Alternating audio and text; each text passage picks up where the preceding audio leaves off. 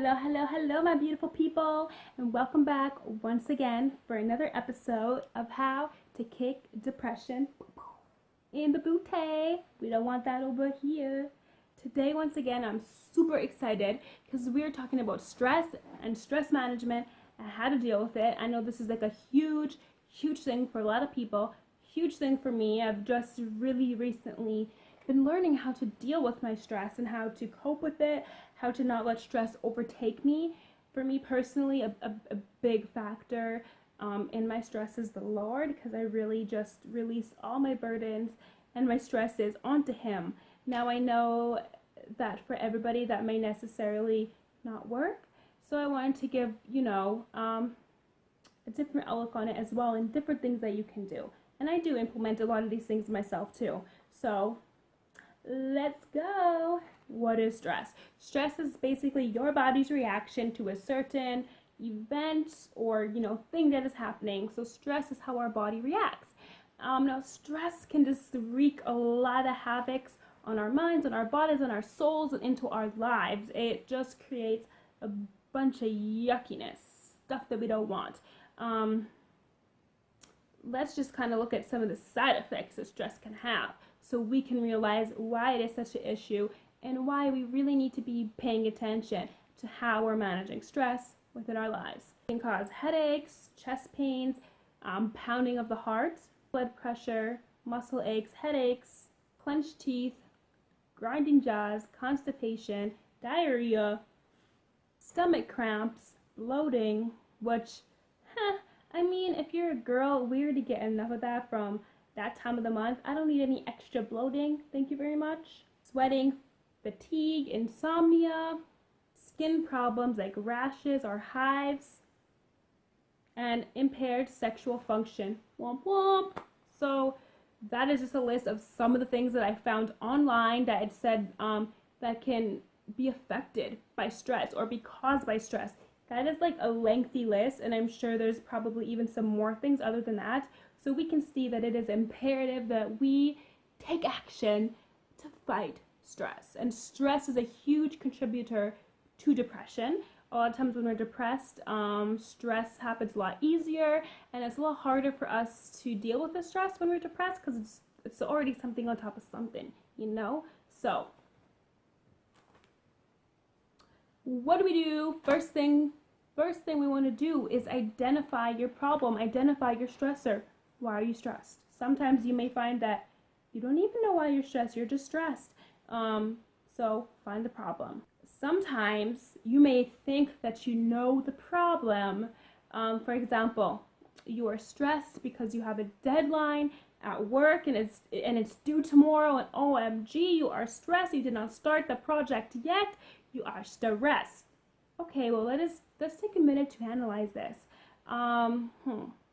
Are you stressed because you have a project at work, or are you stressed because you procrastinated and left the project to the last minute? You see, a lot of times stress can cloud our judgment and make it hard for us to see.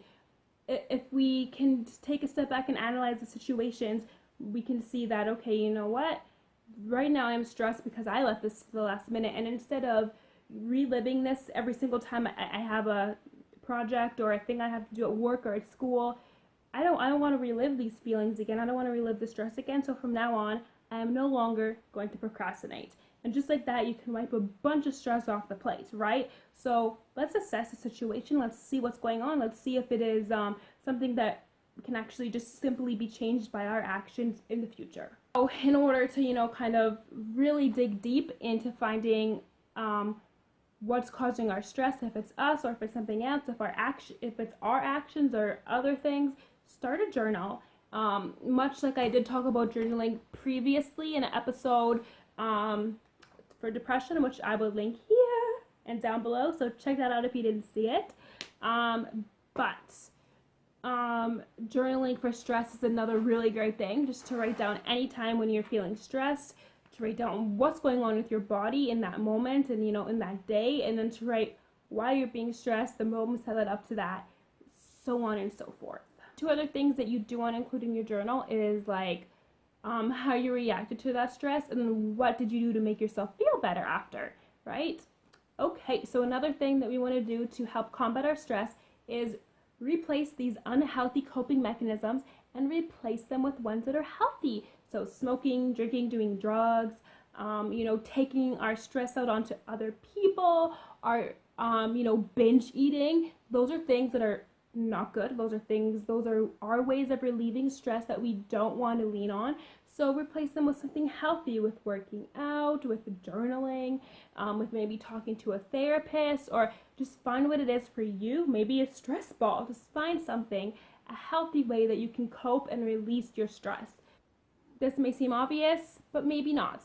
What we want to do, another thing, is avoid unneeded stress. Learn to say no and don't stretch yourself thin. If you already got ball practice at 6 and you got to pick up all the kids in carpool and you got a project due and you got to cook supper and you got to clean the house and you got to take Kelsey to dance lesson, and oh my gosh, and then Marisol calls you up on the phone and she says, hey girl, can you please just bake some muffins for the bake sale at school tomorrow?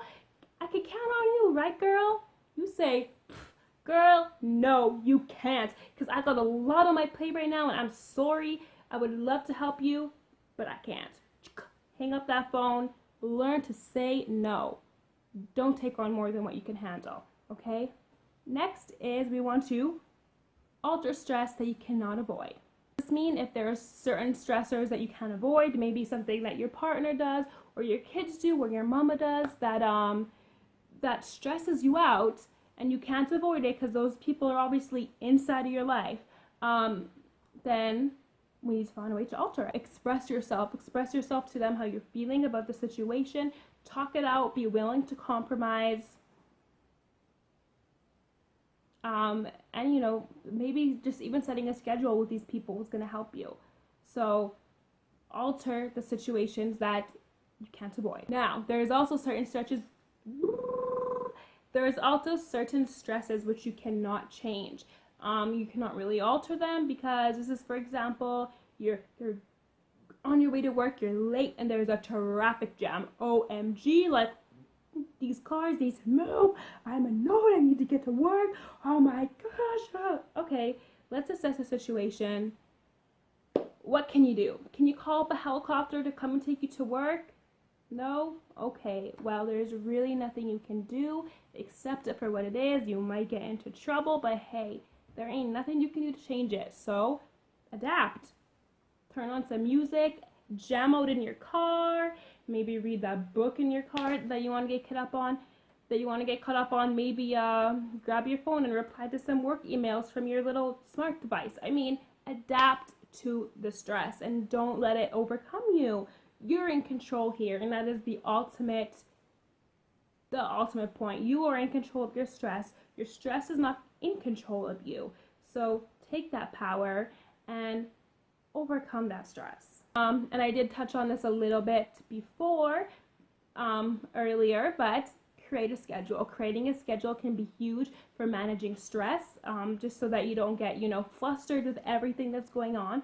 Make sure you have a schedule, a detailed schedule that's going to be telling you what are you doing, throughout the day, what are your goals for the day, and I would say it's really good to start off with a solid morning routine. If you start off your day with like a solid morning routine, that can be great. It can really change a lot for you. My morning routine consists of me waking up first thing in the morning and going back to being thankful, which if you didn't catch that video, I will link it here and below. But I wake up in the morning and I just lay there for a little bit and think of all the things I'm thankful for, because it just starts my day off feeling happy. And any stresses that I have, it's hard to be stressed, it's hard to be depressed when you're thankful. So I started off with being thankful. Then I typically spend an hour of my morning. I try, some days with Kaden, my son is a little crazy, but I try to spend my first hour of the morning doing personal development. So for me, that's typically 30 minutes reading my Bible and then 30 minutes listening to an audiobook or listening to an inspirational video off of YouTube, just so I can really fill my cup up and feel really fired up and confident to go and conquer my day. So after that, I will usually have some breakfast and that's really my morning routine. I mean, one other thing I do first thing in the morning, I actually do it right after the being thankful before I do anything else, is I get out my notebook and I write down, first of all, 5 to 10 goals for my life. So these are just like goals and I write them in the present tense. So I live in a 4-bedroom, 3-bathroom house on the beach. If that's my goal, that's what I'm writing. Even though I may be in an apartment right now, I'm writing my goal in present tense. So I write 5 to 10 of those for, family, financial, spiritual, physical, fitness, whatever type of goals. And then on the next page, I actually write down my goals for the day. So the things I want to get done. So I write all those things I need to get done down, and then I look at my notebook and I say, okay, like which one is like seriously the most important thing and which one is going to consume the most of my time. And I circle that, and that is the very first thing I'm doing in my morning. As soon as I get the chance, as soon as, I get Kaden some breakfast, and that's the first thing I'm doing. That is the first thing I'm tackling, because procrastination is a niche. And if you try to leave the most biggest thing till the end of the day, it's probably not going to get done. And then that's another cause of stress. So, that's what my morning routine looks like. And that about wraps up this episode. So once again, y'all, thank you for watching. Have a beautiful, stress-free day. Like this video, thumbs up if you enjoyed. Subscribe to my channel to catch the next episode in the series. And as always, don't forget, you are a warrior.